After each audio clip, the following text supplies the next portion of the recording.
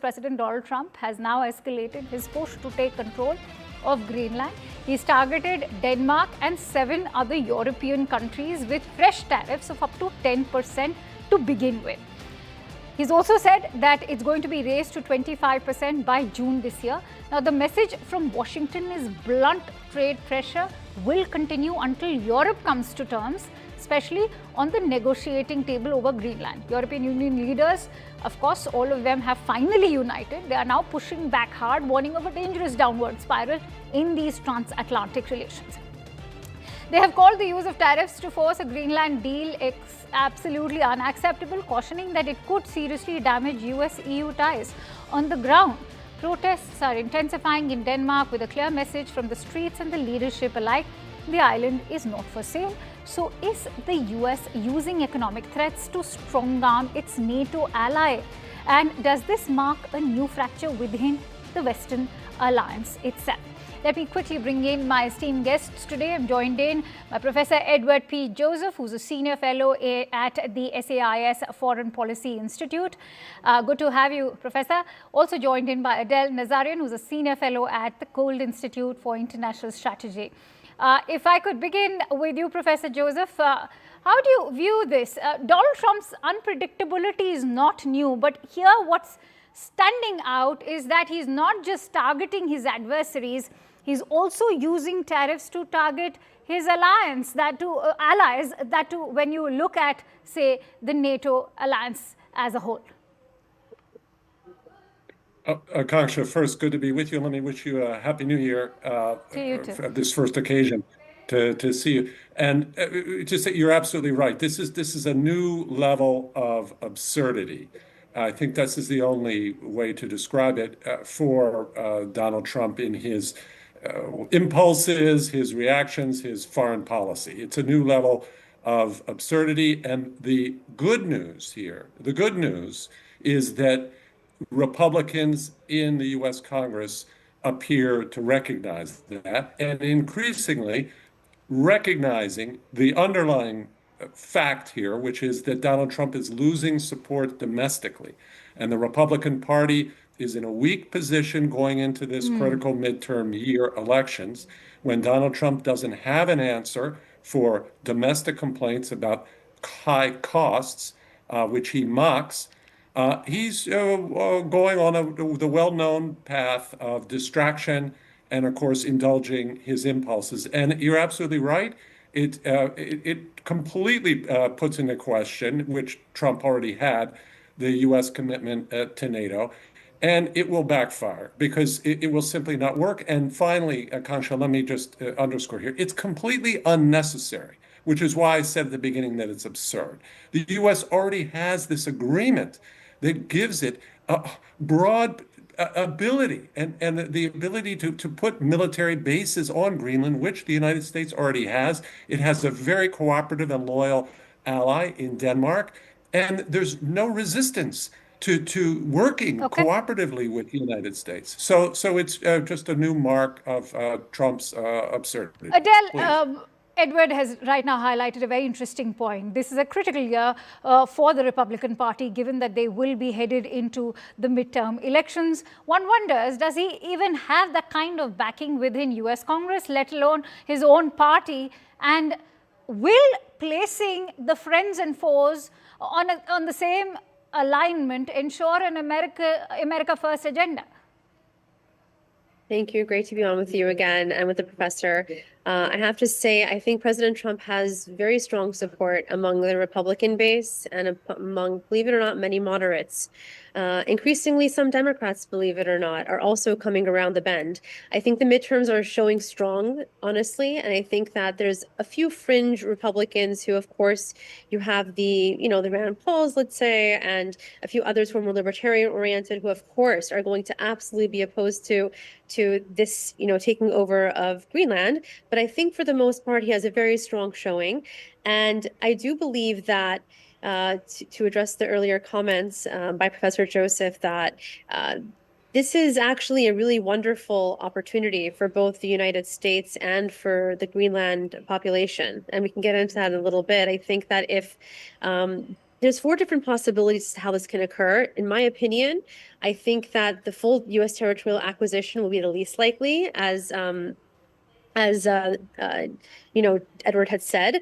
I think most realistic one, though, is a free association / a compact state in which Greenland basically remains sovereign, but it enters a binding agreement that has defense, citizenship, compact, all that stuff in order.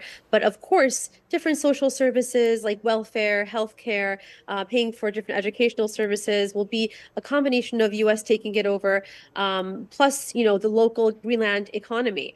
Of course, Denmark will only be paying for it. But I have to say, the biggest thing I want to drive home here is I think if Danish governance were sufficient, that Greenland wouldn't have such a dramatically lower life expectancy rate for their population. There wouldn't be among the world's highest suicide rates.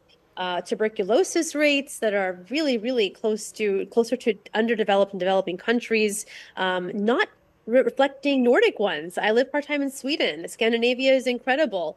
And you don't have in Scandinavia and in these Nordic countries. Okay. Edward, would you like to come in on the point she's made? And especially when it comes to the issue of sovereignty for the people of Greenland, do you think that this is keeping that in mind, given that they've already taken to the streets saying that we do not see ourselves as part of America, or we do not wish to be labeled as Americans in any way?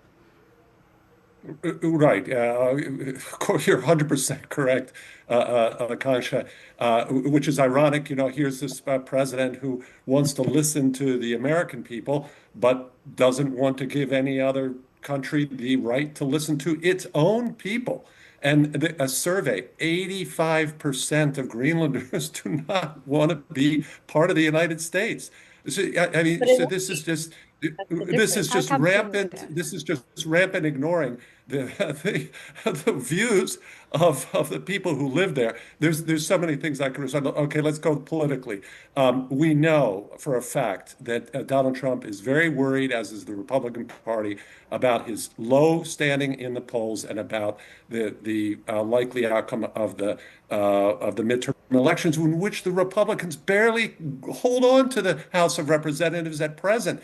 A Republican member just died, and there's a resignation. They have a sliver of control. If there are any defections, they already will lose Congress. So okay. and it's traditional in any administration that they have great difficulty. Donald Trump will be going in and becoming a lame duck. No, everyone is will soon be running short of time. Their own political interests. Adele, I'm sure you want to come. Adele wants to come in on that bit with a rebuttal. Adele, while you weigh in. Senator Tom Tillis of North Carolina. I'm just going to go ahead and cut you off, Edward. Sorry, I'm going to say this. Adele, no, you don't need to cut me off. There's no need to cut me off. Let's not cut off anyone on air. If you consider Tom Tillis fringe, then there's not much, really to discuss. Adele, I have a question with regards to the U.S. economy. The exports have been going up for China. And if this is about hemispheric politics, where you are, according to Donald Trump, he wants to counter Chinese and Russian incursions inside what he says is a threat to national security of the United States. But isn't economic security also being challenged over here, where he's using tariffs as an economic weapon, and the exports have in fact been going up for China, and that's not the case for the United States, because countries are increasingly de-risking themselves from Washington instead of Beijing. So who's the winner here? So absolutely, when you bring it up that way, of course, but you have to also look at the fact that the future depends heavily on who is going to control water, who's going to control rare earth elements and minerals. That's the game. That's the plan. And honestly, in this regard, we already see China has, God bless China, has already done an amazing job at attaining rare earth minerals. You have Russia that's doing well. They're in Africa. They've already gone in and colonized other parts of the world. This is not a colonization. Once again, I'm going to re-emphasize this. Greenland's going to have free association. It is not going to be taken over by the U.S. This is misinformation being presented in academia and media. It's very dangerous. And I do think that it's very important for economic security and national security that the United States does actually have more control of for themselves to also be able to equalize the playing field, have some rare earth elements as well. It's going to be the next battlefield, water and rare earth elements. And I don't blame the United States or President Trump for wanting that similarly for Americans, just like China and other countries are doing it for their own citizens in their home countries. So, Edward, the point that Adele also over here is making is perhaps one to wake up to. Is the threat to take over Greenland by Donald Trump just about American pressure, or is this about EU inaction in that territory, given that France has now announced military drills with Greenland over there? Couldn't that have happened earlier? And also, can NATO afford this kind of security focus at a time when it's already occupied with the war in Ukraine? Edward. Yes, all valid questions. And of course, we have to, have a reasonable discussion here and not have absurd misinformation, because it's the president of the United States, not, quote, academics who are making these threats. I mean, this is a new absurdity. I've never experienced this on television. The president of the United States has just imposed tariffs. He's not just using rhetoric. So this is crazy to say that this is just. But Edward, we cannot negate the fact that he's also exposed NATO credibility. Yes, he's diminishing and undermining NATO credibility with these threats. And again, the key word here is unnecessary.